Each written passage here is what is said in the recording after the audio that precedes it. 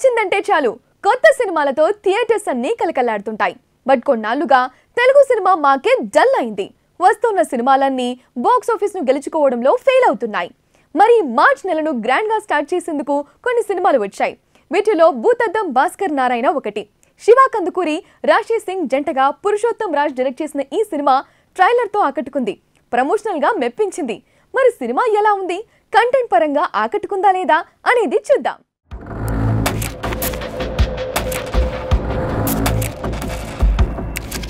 భాస్కర్ నారాయణ చిన్నప్పటి నుంచి డిటెక్టివ్ కావాలని ప్రయత్నించి లోకల్ గా మంచి పేరు తెచ్చుకుంటాడు.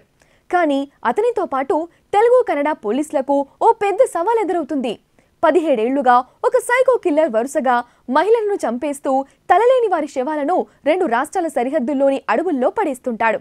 అన్నేళ్లుగా అతనికి సంబంధించి ఒక్క క్లూ కూడా దొరకదు. మొదట్లో లైట్ తీసుకున్న భాస్కర్ కు తను ఖచ్చితంగా ఆ కేసును ఛేదించాల్సిన పరిస్థితి వస్తుంది. మరతను ఆ కేసును ఛేదించాడా? ఈ హత్యల వెనుక ఉన్నది ఎవరు? ఎందుకు చంపుతున్నాడు? కేసును సాల్వ్ చేయడంలో పోలీస్ డిపార్ట్మెంట్ ఇన్వాల్వ్మెంట్ ఎంతవరకు ఉంది? ఈ కథలో లక్ష్మీ పాత్ర ఏంటి అనేది సినిమాలో చూడాల్సిందే. మర్డర్ మిస్టరీ, సస్పెన్స్ థ్రిల్లర్ సినిమాలు అనగానే ఓ హత్య, దాని మోటో, ఎవరు చేస్తున్నారు, ఎందుకు చేస్తున్నారు అంటూ ఒక్కో క్లూ సంపాదిస్తూ హీరో చివరికి విలన్ వరకు చేరడం అనే టెంప్లెట్ ఖచ్చితంగా ఉంటుంది. భూతద్దం భాస్కర్ నారాయణ కూడా అలాగే మొదలవుతుంది.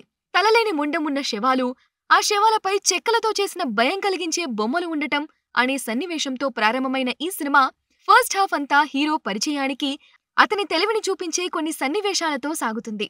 దీంతో ఓ రేంజ్ లో స్టార్ట్ అయిన సినిమా ఇలా డల్గా సాగుతుందేంటా అనే అసహనం కలుగుతుంది. బట్ ఎప్పుడైతే ఇంటర్వెల్ కు ముందు ఓ లాక్ పడుతుందో అక్కడ్నుంచి కథనంలో వేగం మొదలవుతుంది. మామూలుగా ఇలాంటి థ్రిల్లర్స్ అన్ని సైకోల కోణంలోనే చూస్తుంటాం. అందుకు భిన్నంగా ఈ మూవీలో పురాణాలను కలపడంతో ప్రేక్షకులకు ఓ కొత్త కథ చూస్తున్న ఫీలింగ్ కలుగుతుంది. ముఖ్యంగా సెకండ్ హాఫ్ చివరి 20 నిమిషాల కథనం చాలా ఎంగేజింగ్ గా ఉంటుంది. అసలు హంతకుడు ఎవరు అనేది తెలియడంతో పాటు అతను హత్యలు చేస్తున్న కారణాలు తెలిసిన తర్వాత మరింత ఇంట్రెస్టింగ్ గా మారుతుంది. ఇక క్లైమాక్స్ ఊహించేది అయినా అక్కడి వరకు తీసుకెళ్లిన విధానం సింప్లీ సూపర్ అనిపిస్తుంది. ఒక మర్డర్ మిస్టరీ సస్పెన్స్ థ్రిల్లర్ స్టోరీకి పురాణాలను యాడ్ చేయడం ద్వారా ఈ దర్శకుడు ఇప్పటి వరకు చేసిన ఈ తరహా సినిమాలకు భిన్నమైన అనుభూతినిస్తాడు. ఇందుకోసం పురాణాల నుంచి అతను చేసిన రీసెర్చ్ కూడా మెచ్చుకోదగ్గదే. నిజంగా ఇలాంటి వాళ్ళు ఉండే ఉంటారు అనేంత నమ్మకాన్ని అతని రీసెర్చ్ కలిగిస్తుందంటే అతిశయోక్తి కాదు. ఎంత గొప్ప సినిమా అయినా ప్లస్లతో పాటు మైనస్లు కూడా ఉంటాయి. ఆర్టిస్టుల నటన గురించి తెలుసుకోవాలనిపిస్తుంది. అలాగే టెక్నీషియన్స్ పని విధానం గురించి ఆసక్తిగా ఉంటుంది. దర్శకుడి టేకింగ్ గురించి తెలుసుకోవాలనిపిస్తుంది. మరి ఆ కోణంలో భూతద్దం భాస్కర నారాయణ ఎలా ఉన్నాడో కూడా చూద్దాం. భూతద్దం భాస్కర నారాయణ ఫస్ట్ హాఫ్ చాలా చోట్ల సహనానికి పరీక్ష పెడుతుంది. అసలు కదేంటో చెప్పకుండా టైంపాస్ చేస్తున్నట్టుగా అనిపిస్తుంది. అందువల్ల మొదటి భాగంలో చాలా సార్లు నిట్టూర్పులు వినిపిస్తాయి. అలాగే కథకు సంబంధం లేని హత్య, దాన్ని ఛేదించే తర్వాత తెలిసిన విషయాలు పెద్దగా ఆకట్టుకోవు. అసలు కథలోకి తీసుకువెళ్లడానికి చాలా టైం తీసుకున్నట్టుగా కనిపిస్తుంది. అయినా సెకండ్ హాఫ్ బావుండటంతో ఈ మైనస్లన్నీ తేలిపోయినట్టే కనిపిస్తాయి. భాస్కర నారాయణగా శివ కందుకూరి బాగా నటించాడు. విలేజ్ బ్యాక్డ్రాప్ లో ఉంటూ సొంత తెలివితేటలతో చాలా కేసులు ఛేదించడంలో పోలీసులకు సహాయం చేస్తుంటాడు.